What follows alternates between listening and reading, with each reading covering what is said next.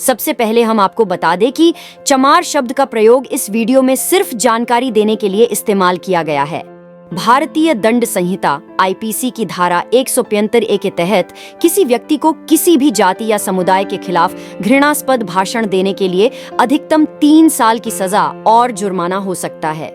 यदि कोई व्यक्ति किसी अन्य व्यक्ति को चमार कहता है तो यह जातिगत भेदभाव और घृणास्पद भाषण के रूप में माना जा सकता है। चमार जाति भारत की एक अनुसूचित जाति है। यह जाति पूरे भारतीय उपमहाद्वीप में पाई जाती है। मुख्य रूप से भारत के उत्तरी राज्यों तथा पाकिस्तान और नेपाल आदि देशों में निवास करते हैं। चमार समुदाय को आधुनिक भारत की सकारात्मक कार्रवाई प्रणाली के तहत अनुसूचित जाति के रूप में वर्गीकृत किया गया है। चमार जाति का प्रारंभिक इतिहास स्पष्ट है। कुछ विद्वानों का मानना है कि यह जाति मूल रूप से क्षत्रिय थी, लेकिन बाद में जाति व्यवस्था में निम्न स्थान प्राप्त कर गई। अन्य विद्वानों का मानना है कि यह जाति मूल रूप से कारीगरों और चर्मकारों की जाति थी। मध्यकाल में चमार जाति को हिंदू समाज में निम्न स्थान प्राप्त था। उन्हें अछूत माना जाता था और उनसे छुआछूत का व्यवहार किया जाता था। चमार जाति के लोग मुख्य रूप से चमड़े के व्यवसाय में लगे हुए थे। वे चमड़े का सामान बनाते थे, जैसे कि जूते, चप्पल, बैग आदि। आधुनिक काल में चमार जाति ने सामाजिक और आर्थिक क्षेत्र में काफी प्रगति की है। आज चमार जाति के लोग विभिन्न क्षेत्रों में कार्यरत हैं। वे राजनीति, शिक्षा, सेना, पुलिस आदि में महत्वपूर्ण पदों पर कार्यरत हैं। आज चमार जाति सामाजिक और आर्थिक क्षेत्र में काफी प्रगति कर चुकी है। चमार जाति के लोग विभिन्न क्षेत्रों में कार्यरत हैं और महत्वपूर्ण पदों पर आसीन हैं। हालांकि चमार जाति के कुछ लोग अभी भी सामाजिक और आर्थिक रूप से पिछड़े हुए हैं। सरकार द्वारा चमार जाति के उत्थान के लिए कई योजनाएं चलाई जा रही हैं। चमार जाति का भविष्य उज्जवल है। चमार जाति के लोग शिक्षा और रोजगार के क्षेत्र में तेजी से आगे बढ़ रहे हैं।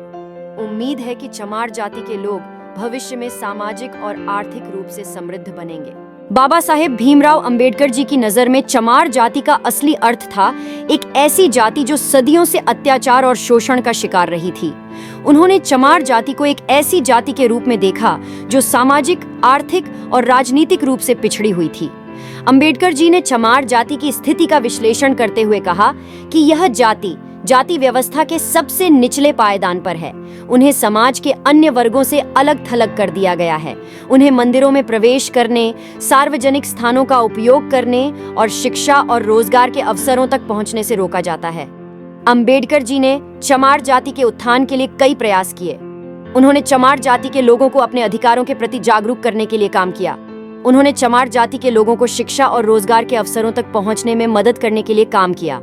अंबेडकर जी ने चमार जाति के उत्थान के लिए कुछ उपयुक्त उपाय सुझाए, जैसे कि शिक्षा का प्रसार।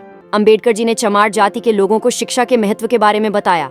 उन्होंने चमार जाति के बच्चों को स्कूल भेजने के लिए प्रोत्साहित किया। रोजगार के अवसरों तक पहुंच। अंबेडकर जी ने चमार जाति के लोगों को रोजगार के अवसरों तक पहुंचने में मदद करने के लिए काम किया। उन्होंने चमार जाति के लोगों को सरकारी नौकरियों में आरक्षण देने की मांग की। सामाजिक न्याय। अंबेडकर जी ने चमार जाति के लोगों को सामाजिक न्याय दिलाने के लिए काम किया। उन्होंने जाति व्यवस्था के खिलाफ लड़ाई लड़ी और चमार जाति के लोगों के लिए समान अधिकारों की मांग की। अंबेडकर जी के प्रयासों से चमार जाति की स्थिति में काफी सुधार हुआ है। चमार जाति के लोगों को अब शिक्षा और रोजगार के अवसरों तक पहुंच प्राप्त है। वे अब समाज के अन्य वर्गों के साथ समानता के अधिकार का दावा कर सकते हैं। अंबेडकर जी की नजर में चमार जाति का असली अर्थ था एक ऐसी जाति जो सदियों से अत्याचार और शोषण का शिकार रही थी। उन्होंने चमार जाति को एक ऐसी जाति के रूप में देखा जो सामाजिक, आर्थिक और राजनीतिक रूप से पिछड़ी हुई थी। उन्होंने चमार जाति के उत्थान के लिए कई प्रयास किए और चमार जाति की स्थिति में काफी सुधार हुआ है। अगर आपको हमारी वीडियो पसंद आई है तो कृपया हमारे चैनल को अभी लाइक, सब्सक्राइब और घंटी के आइकॉन पे क्लिक करें।